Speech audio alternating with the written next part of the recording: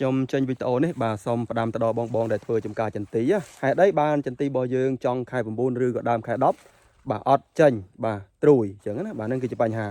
បាទទី1គឺបញ្ហាជើងក្រោមបាទមានទឹកជោគជើមឬក៏សំណើមខ្លាំង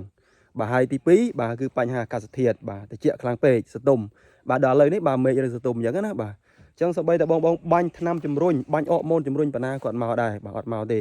បាទនឹងតើតើនឹងបញ្ហាអាកាសធាតុអញ្ចឹងណាបាទចឹងបើសិនយកល្អយើងអាចបាទវិភាគមើលទៅនឹងពលឺថ្ងៃអញ្ចឹងណាបាទបើសិនអាចចែងបាទចន្លោះពី4ម៉ោងទៅ5ម៉ោងក្នុងមួយថ្ងៃនេះបាទយើងបាញ់ចោះអានឹងវាជាឱកាសមួយដែលល្អបាទអញ្ចឹងតើតើនឹងការទាញត្រួយគឺអញ្ចឹងបាទបើសិនជាមានពលឺថ្ងៃគ្រប់គ្រាន់អីទេបាទហ្នឹងគឺពិបាកនៅក្នុងការបាទចេញត្រួយបាទហើយមួយទៀតតើតើនឹងការជំរុះដូចគ្នាដែរ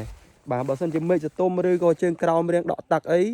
អាហ្នឹងក៏អត់ប្រកែដែរជំរុះខាត់ថ្នាំទេអញ្ចឹងណាបាទពេលខ្លះធ្វើឲ្យចន្ទីរបស់យើងមានបញ្ហាទៀត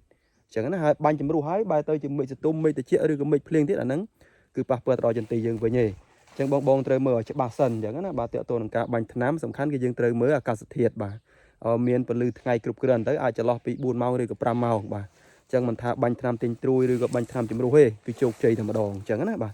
ឧទាហរណ៍ថាថ្ងៃនេះយើងបាញ់ថ្នាំទិញត្រួយបាទសំខាន់ឲ្យតែមានពលឺថ្ងៃចន្លោះពី4ម៉ោង5ម៉ោង6ម៉ោងនេះសំបីតែស្អែកចាប់ផ្ដើមមេឃសតុំក៏បញ្ហាដែរចឹងណាអត់បញ្ហាទេពីព្រោះអីថ្នាំឬក៏អកម៉ូនដែលយើងបាញ់ទៅនេះបាទគឺវាអាចធ្វើការបានហើយក្នុងចន្លោះមួយថ្ងៃនេះអញ្ចឹងណាបាទអញ្ចឹងវីដេអូនេះធ្វើការចែកម្លែកប៉ុណ្ណឹងសិនបាទអរគុណ